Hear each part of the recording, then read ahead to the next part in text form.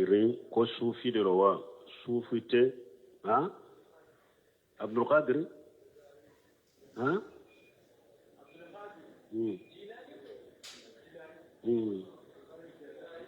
Abu Qadir Jilani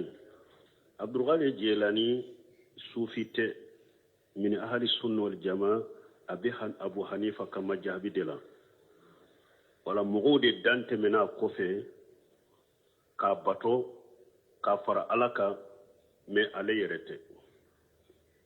kɔfɛ mɔgɔ minnu ɲa a ta kɔfɛ mɔgɔw de dan tɛmɛna a ka batoli la kɔfɛ mɛ Abdulkadir Jilani yɛrɛ o ye sunna mɔgɔ de a bɛ Abu Hanifa kama jabi de la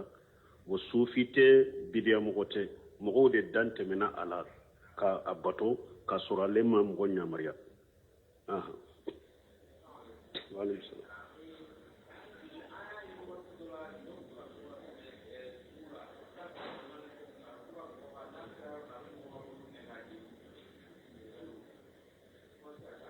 Bon ko dɔw tun bɛ taa burusiw la a bɛ taa mɔgɔw ka bɔdu minɛ ka jani an t'o cogo dɔn ne tɛ min cogo ni a ka lahala dɔn n tɛ se ka kuma kan kana nkalon tigɛ a kan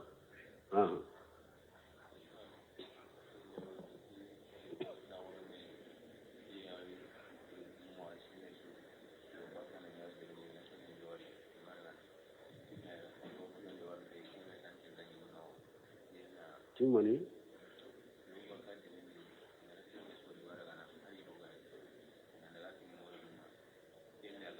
konu ga dabare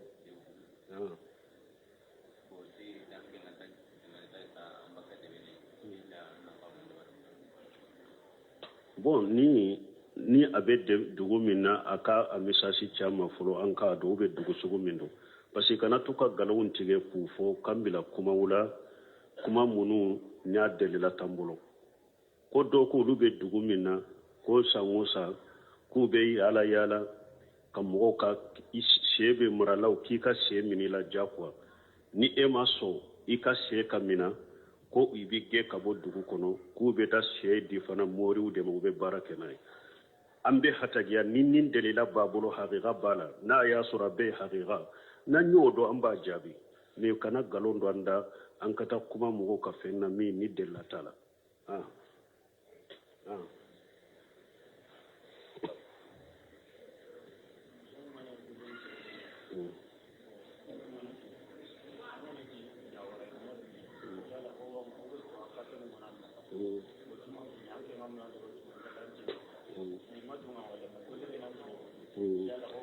bon ni jaabira ya o dɔn ko ni mɔgɔ min mɔsɔnw bɛ e bolo i b'a kɛ k'i ka so jɔ ye u bɛ e de ka baara la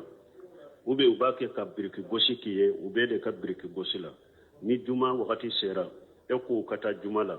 u banna ka taa juma la fɛn b'i la wa junubu b'i la a yirila n'a bɛ ne de ka baara la n'a bɛ ne de ka biriki gosi ne ka baara tɛ kɛ juma sali wagati ne ka biriki tɛ gosi juma sali wagati n'a tɛ sɔn y'a dabila ka taa n ka mɔgɔ wɛrɛ ɲini n'u ye baara in kɛ juma wagati junubu b'i la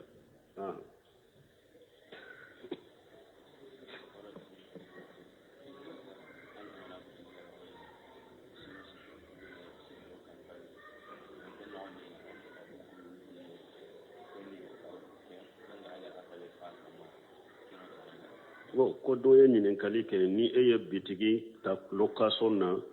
kalo 3,000 ni e fana taara bitigi in di mɔgɔ wɛrɛ ma location na 7,000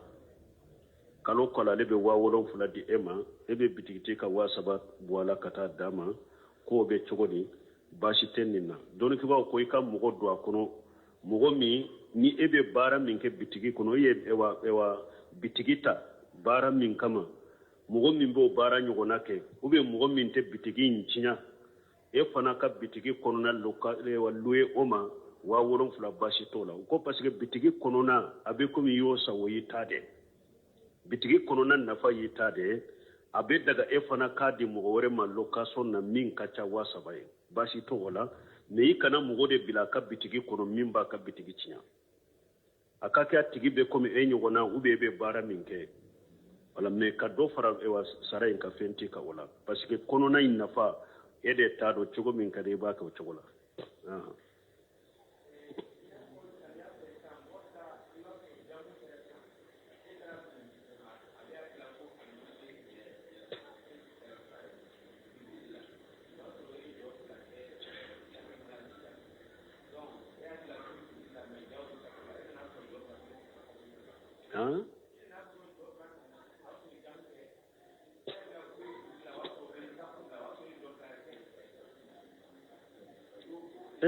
e dorna ni ngania jume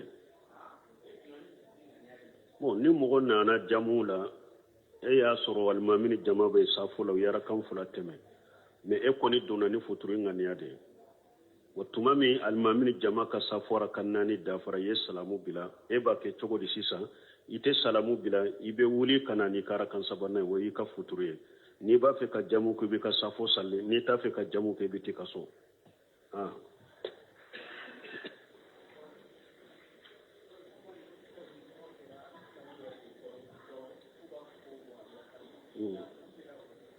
bon ko ni ewa tawhidi fora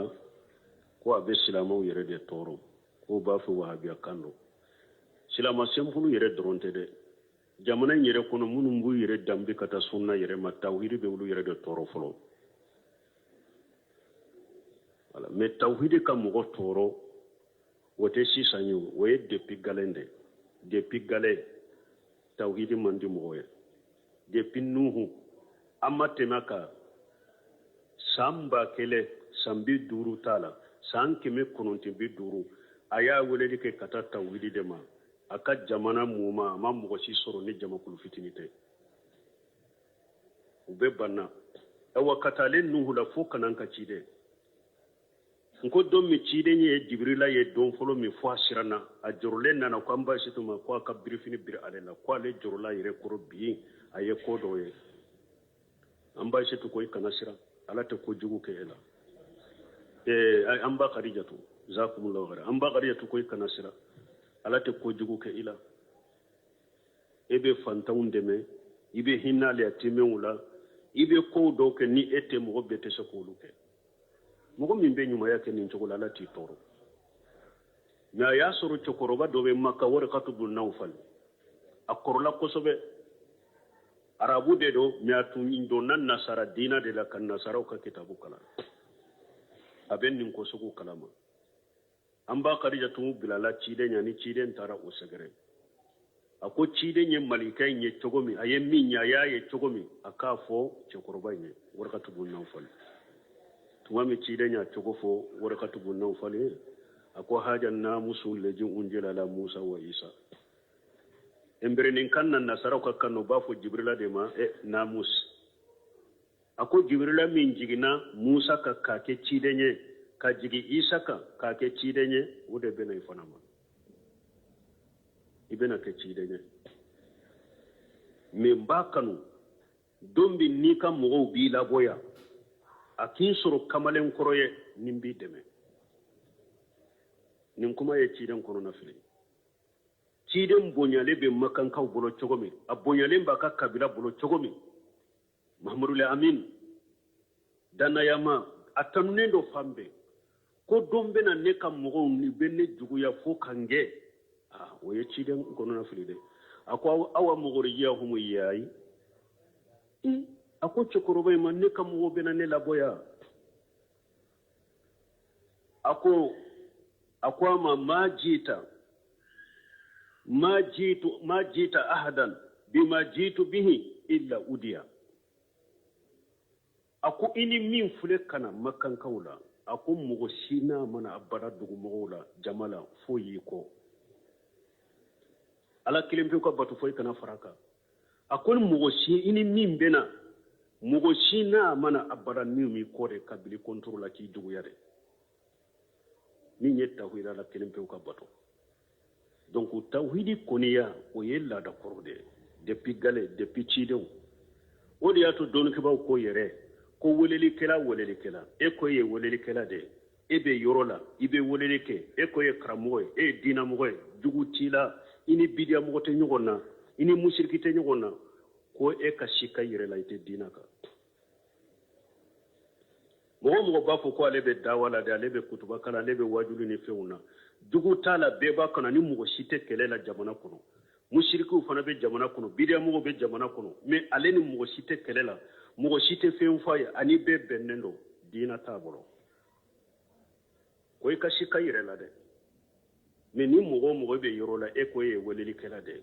ini bidia mo be nyugona ini mushriku be nyugona yikoni yalendo do ba fo ima fato yamfe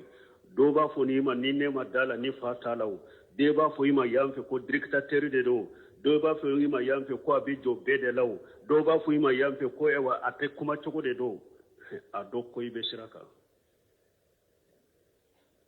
ado ikala tanu ika jidi ko ibe shiraka donc ni ala kala dade tawhidi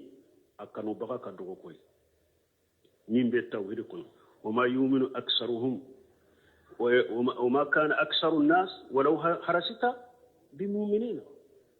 ala ko ci da harin ne ay yakar mo kali mo chamantel li manade donc tawhidi kala da de ni abi akoni yalende do ajugu yalende do ni mo jorana e fana be kode bi jugu yare ni o bi kona de tawhidi wodi ke ba jugu yara yu ko ki jugu yare ode anya wakati e bolo ode ba yirila ode ta manche ko ebe weleli chogo minna ko akani ko do de la ka dawa kala do jo ni nyorola tese desara kateme utara dawa ka kam misirla ko ne tawu balide ne ti balide ko ikana wajulu ke me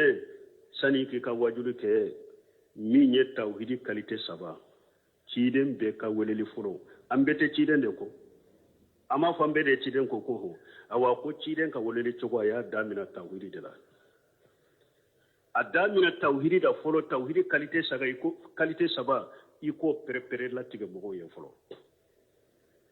ni yo fo ka faranfansiya ko o jeya o ko fe ibe kuma min fo ba fo amandi uno fana ye kadu tawhidi qualité saba la o be sega wajure ka kele o ako fulana aw ko aw ye dawa kela ude ko ci da unye dawa ke dawa be qur'ana la ni mbeciya me ibrahima tawhidi tigido aye dawa ke o ya ko foka tasuma mene kafila kono ci de sallallahu alaihi wasallam aye tawhidi aye dawa ke kata tawhidi ma makka kan ya ko fo u ya ge ka boye utara bembe ke ku ba faga yere ala ko akabo ci de tira akan mugola uyo ko ku kele uyo do faga uyo de uje bo aw ko abe ci de un ka tawhidi weleli chogola munna jugute awla mo shite aw juguya ani kafiru bennendo ani mushriku bennendo ani bidamu bennendo ani jiya mo be bennendo o sababu ye munye jabu soro la bulo jabu bola mo be sheka ko kebe tawhidi weleli ka chogodi ci de un jugu yara de jugute ela eni pepe nendo ko be weleli la o weleli sugu jumay alaka hakiman dama donc tawhidi de onana tawhidi ni jugu de be nyogona para me wala akhibatu lil muttaqin mugote sala fana hari ikale hari mugo kale sabati lende be tawhidi ka iddu sukun kala silendo ibe sir alanye ite jinya nyinila ite natala ite nafulo nyinila ala kama kode do ibake fana bil hikmatul mawjatil hasana mugote sila ubake duguma ubake kenema ubake sampe ubedde sila cho to tawhidi ni dugu ya nana de tawhidi na nana de fana tawhidi tigi bedde mede imam ibn wahab tumama ya kadawa intan kolo dugu ya de ya sigre kage fama ba gege nu nyugo nche na tara yoro ma ya ka tawhidi kuma fo do yere ya Allah nyine kamina ka fagala ya kisi na tara yoro mi ubage na tara yoro mi ubage uba fo ko ata ake alefe ya bidia mu karamu ba controla fo ani muhammad bin suud benna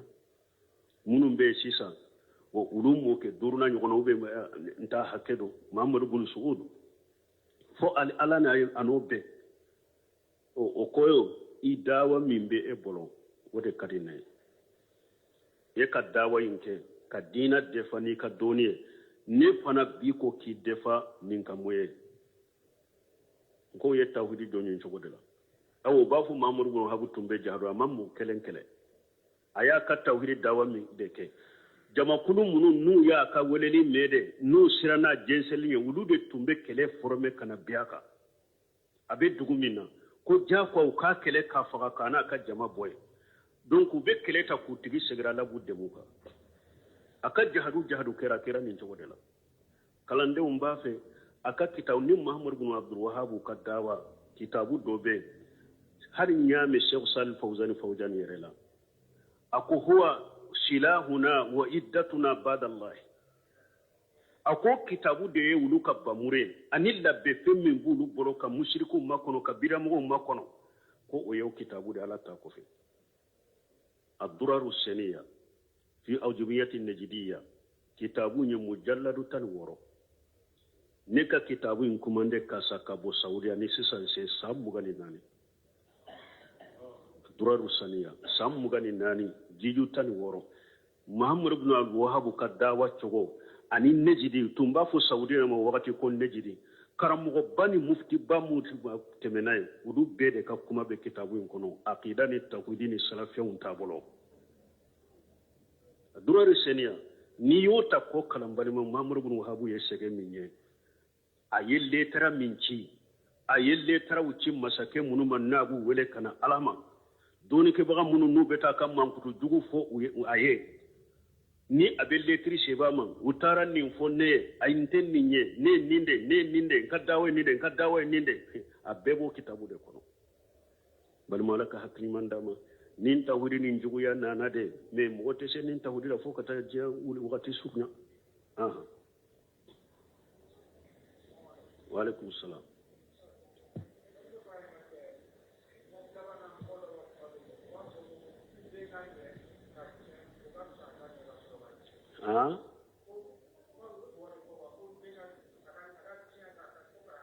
ko mun ka tiɲɛ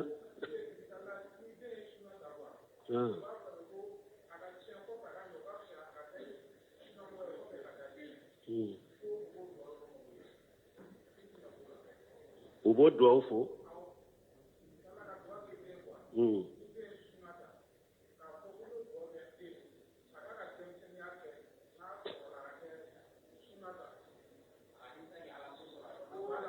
mɔgɔ kanu duwawu kɛ ko ka duwawu kɛ i ka den ka denmisɛnniya kɛ Ala sɔsɔ la a ka laban sunna la mais a kana damina sunna ka laban Ala sɔsɔ mɔgɔ kana nin duwawu kɛ de dɔrɔn Ala bɛ den kanda cogo min depuis awa a baliguyalen k'a bila sunna kan k'a bila tawhidi kan mɔgɔ bɛ duwawu kɛ ni nin de Ala kan kisi a ma kɔni hadamaden donbali sunna la n'i kɛra tiɲɛlikɛla i ma don sunna la yɛrɛ pewu o ka nɔgɔ ka tɛmɛ mɔgɔ min donna sunna la ka bɔ a misaliya bɛ komi kafiri kunkɛlɛ o ka kafiriya ka nɔgɔ ka tɛmɛ mɔgɔ ka don silamɛya kɔnɔ o kɔfɛ a ka bɔ ka muriti ka bɔ parce que kafiri kunkɛlen filɛ n'an y'a wele ka na Ala ma a ma sɔn an ko a ka nisɔngɔ di a sɔnna an b'a to a ka kafiriya kan a bɛ nisɔngɔ d'a ma a bɛ to silamɛw ka mara la a kana n kɔrɔtan ka dɔrɔn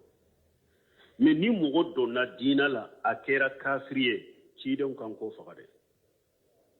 man badala diinahu faqtuluhu a ko ni mɔgɔ y'a ka diina falen an k'o faga dɛ an t'o sabati i mana sagi ka don ubiyɛn ka faga an t'a to diɲɛ kɔnɔ i donbali a ka wusa i ka don ka bɔ donc sunna fana b'o cogo la hadamaden a ka to a ka fasida la k'a sɔrɔ a tun ma don sunna la o ka nɔgɔ a kan ka tɛmɛ e sunna faamulen kɔfɛ tawhidi faamulen kɔfɛ i donnen kɔfɛ a kɔnɔ ka sagi ka bɔ parce que min ma don fewu kow don Ala bɛ se ka tɛmɛ olu ka la n'a y'a sɔrɔ a tun t'u don jahiliya de tun b'a bolo la o tɛ mais e min donna i y'a dɔn i bɔra i y'a tɔ ye dɛ huja bɛɛ de jɔra e kan huja bɛɛ de jɔra kan ujura tɛ e bolo lahara yo nin faranfasiya b'u ni ɲɔgɔn cɛ mais mɔgɔ kɔni tɛ duwawu kɛ n'a ye ko i den ka damina Ala sɔsɔra a ka laban sunna la mɔgɔ tɛ duwawu kɛ n'o ye duwawu kɛ de lahala bɛɛ la Ala ka lahala ɲɛ ka taa a fitinin fo ka taa sa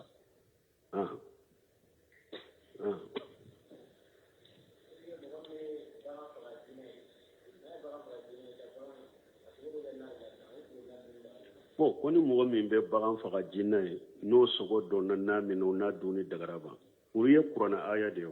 o ma jubiha ala nusubi ala ko fɛn o fɛn kan tigɛla bɔli la mɔgɔ kan'o sogo dun o ye jifa de o ye jifa de kɛlɛ aya wɛrɛ la o ma uhilla li ghayri llahi bihi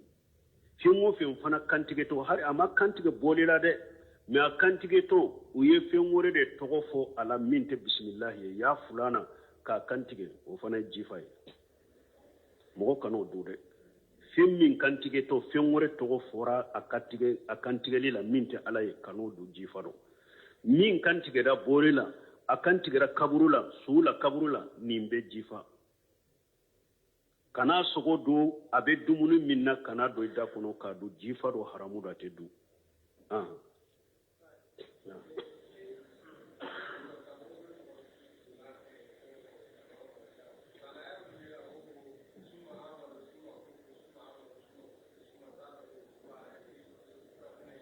ثم ازدادوا كفرا كريده ودوميرا كافرا كفو كتاسا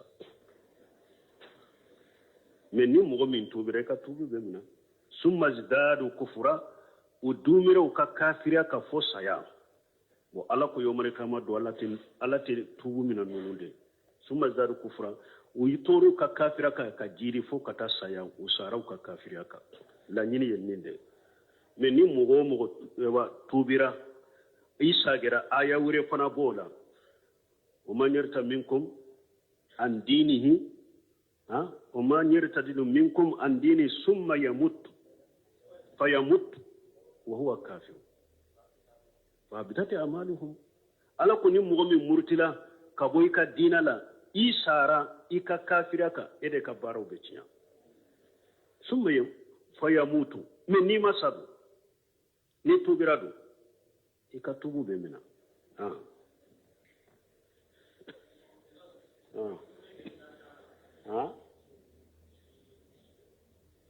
ko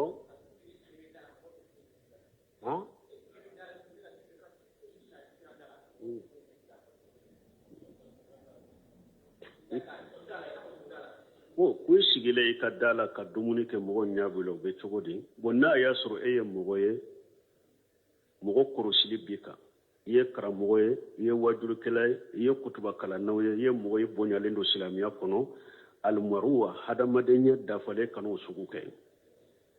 hadamadenya dafalen kan'o sugu kɛ e ka dumuni kɛ yɔrɔ min tɛ sira da ye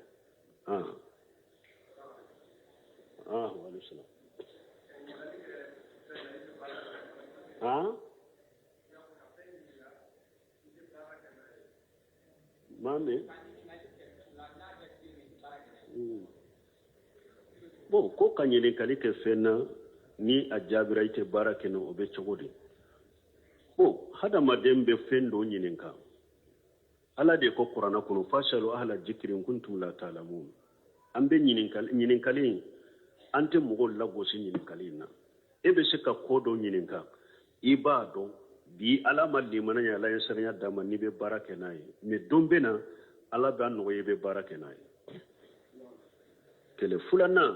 e bɛ se ka ɲininkali dɔ ɲininka e yɛrɛ tɛ baara kɛ n'a yɛrɛ mais mɔgɔ dɔ bɛ se ka e ka ɲininkali mɛn a b'a nafa o bɛ baara kɛ n'a ye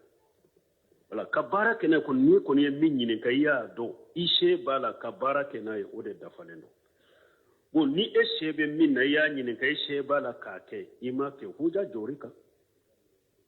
huja jɔr'i e ka yawmal qiyamah dɔ kuma t'i bolo o la i y'o dɔn kaba i m'o baara de huja jɔr'i e yɛrɛ kan wala ni se bɛ min na o baara ni se tɛ min na ni ala y'a se nɔgɔya ye don min a baara bon ni mɔgɔ min fana ye i ka ɲininkali min i y'a ɲininka i ye mɔgɔ dɔ nafa o y'a mɛn o ye baara kɛ n'a i b'o baraji sɔrɔ jibrila nana ciden ma k'a ɲininka jibrila nana ɲininkali minnu ɲininka ciden na jibrila b'a bɛɛ dɔn et puis mɔgɔ bɛ fɛn dɔ dɔn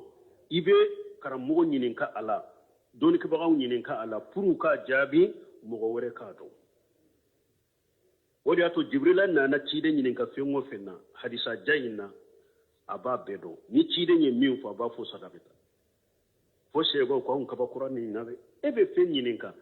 n'a fɔra e yɛrɛ b'a fɔ i ye tiɲɛ fɔ donc a bɛ komi nin bɛ ɲininkali in kɔrɔ n dɔ de fɔlɔ san'a kana ko anw kabakura ni ɲininkali baga la dɛ tuma mi atara ciden ko min nana o bado ko ay ko ni nye jibril ya be anana kawla duniya ka dina de la ay fengu be nyin ka ba be do me jibril nana ka ciden nyin kawla ku jabe ka sheba de la kala kula duniya o mo do be nyin kali do yere abe doni ka ba o nyin kala pour aka jabe mo wore ka do ko wati sera subhanaka allahumma rabbana bihamdika ashhadu an la ilaha illa anta astaghfiruka wa atubu ilayk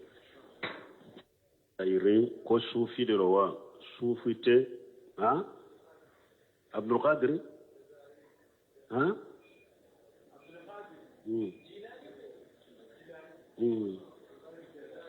abu qadir jilani abdul qadir jilani sufite min ahli sunna wal jamaa abu hanifa kama jabi de la wala mugu de dante mena kofe ka bato ka fara alaka me ale yerete kofe mugu munu nya ata kofe mugu de dante mena aka bato lela kofe me abdul qadir jilani yere woye sunna mugu de abe abu hanifa kama jabi de la wo sufite bidiya mugote mugu de dante mena ala ka abato ka sura lema mgo nyamaria wale salam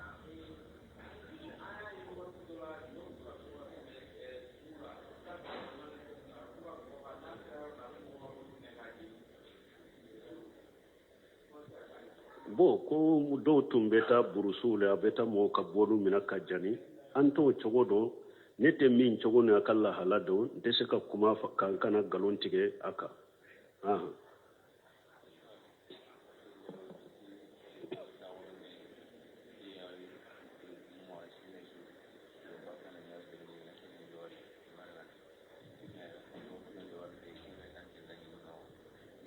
timani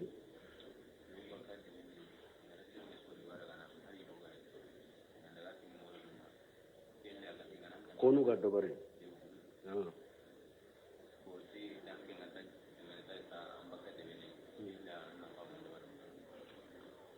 bon ni abe dugu min na aka a misasi chama fulo an ka do be dugu sugu min do parce que kana to ka galawun tige ku fo kambila kuma wula kuma munu nya delila tambulo ko do ko lu be dugu min na ko sangosa ku be yala ka mogo ka sebe muralaw ki ka se minila jakwa ni ema so i ka se ka mina ko ibi ge ka bo dugu kono ku be ta se di fana moriu de mo be barake nay ambe hatagiya nin delila babulo haqiqa bala na ya sura be haqiqa na nyodo amba jabi me kana galondo anda an kata kuma mogo ka fenna mi ni della tala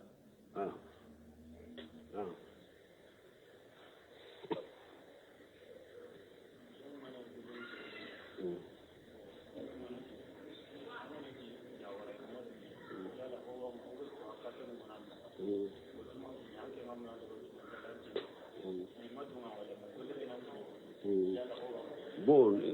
ni njabira ya odo ko ni mogo mi moso be e bolo ba ke ki ka so joye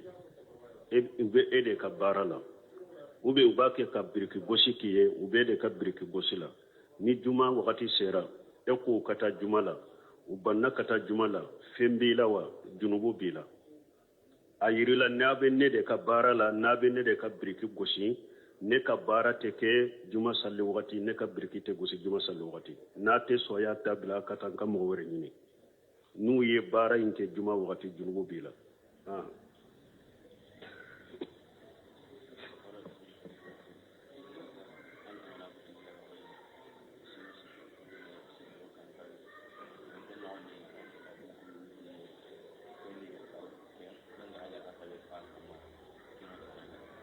ko do ye ɲininkali kɛ ni e ye bitigi ta location na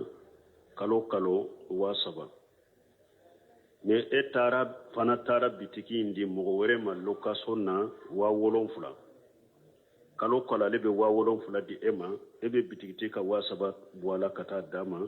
k'o bɛ cogo di baasi tɛ nin na dɔnnikibaw ko i ka mɔgɔ don a kɔnɔ mɔgɔ min ni e bɛ baara min kɛ bitigi kɔnɔ e ye bitigi ta baara min kama mɔgɔ min b'o baara ɲɔgɔnna kɛ mɔgɔ min tɛ bitigi in tiɲɛ e fana ka bitigi kɔnɔna luye o ma 7,000 baasi t'o la o ko parce que